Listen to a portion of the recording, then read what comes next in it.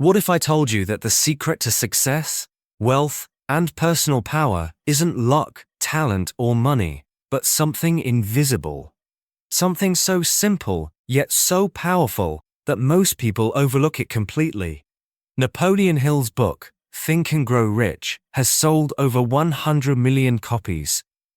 But 90% of readers never apply what's inside. Today, we're going deeper than summaries and quotes. We're unpacking what Think and Grow Rich really teaches you and how it can change your life. Part 1. The real meaning of rich. Most people see the title Think and Grow Rich and think it's just about making money. But Hill himself said, "Riches do not respond to wishes. They respond only to definite plans, backed by definite desires." In Hill's world, rich means more than money. It means abundance, fulfillment, self-mastery, influence. This is the first lesson. True riches begin in the mind. Before you can grow rich in your bank account, you must grow rich in your thoughts, your clarity, and your belief. Part 2.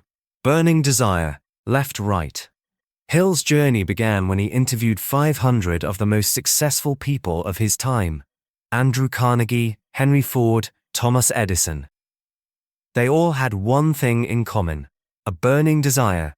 Not vague wishes, not soft goals, but a fire in the soul that said, "I will not be denied." This is why Hill opens the book with the story of Edwin C. Barnes, the man who decided he would work with Edison. Not hope, decided. Barnes didn't have money, he didn't have credentials, but he had desire, and that desire turned into action. Action turned into opportunity. Key lesson: you don't need to know how at the beginning, you just need to burn with the why. Key lesson: you don't need to know how at the beginning, you just need to burn with the why. Key lesson: the next step is belief. Hill calls it faith. Not religious faith, but mental conviction. Faith is built by repetition. That's where autosuggestion comes in. Autosuggestion is the act of feeding your subconscious mind with intentional thoughts, feelings, and visions. It's affirmations, yes, but deeper than that. It's programming your inner world.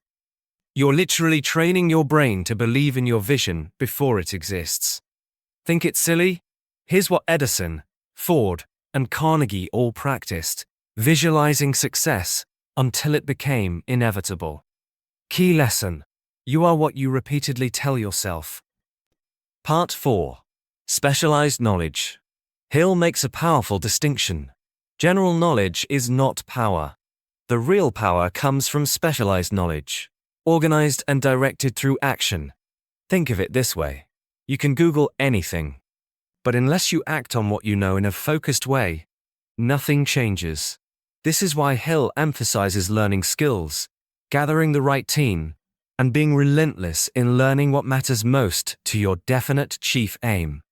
Key lesson: don't just learn, apply. Don't just absorb, organize and act. Hume's AI. Part 5. Persistence. One of the most overlooked principles in the book is persistence. Hill says, without persistence, you will be defeated even before you start. With persistence, you will win. He tells the story of the man who stopped digging 3 feet from gold, a story of giving up too soon. How many times have you done the same? Persistence isn't about motivation. It's about commitment. It's the decision to keep showing up, even when nothing seems to work. Key lesson: success doesn't come to the most talented. It comes to the most persistent. Part 6.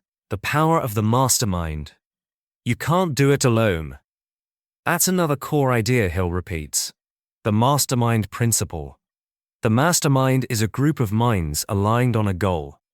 When 2 or more people coordinate and harmonize, a third mind, a greater intelligence, emerges. Want to accelerate your progress?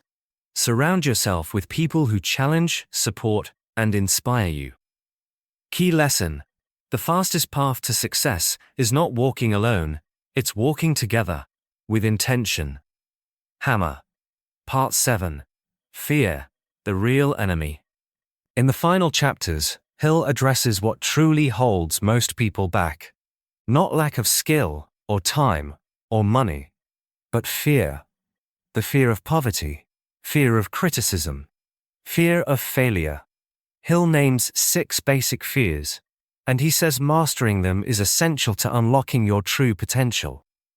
Courage isn't the absence of fear, it's the refusal to be ruled by it. Key lesson: your success begins the moment you stop obeying fear. Conclusion: the definite chief aim. All of Hill's teachings come down to this: having a definite chief aim, a purpose so clear that it pulls you forward every single day. If you know what you want, if you believe you can get it, if you persist, you will grow rich, in every sense of the word. So don't just read, think and grow rich. Live it, apply it, become it. This book isn't a formula for money. It's a blueprint for a transformed mind. Because once you think like the 1%, you won't just grow rich, you'll become unshakable.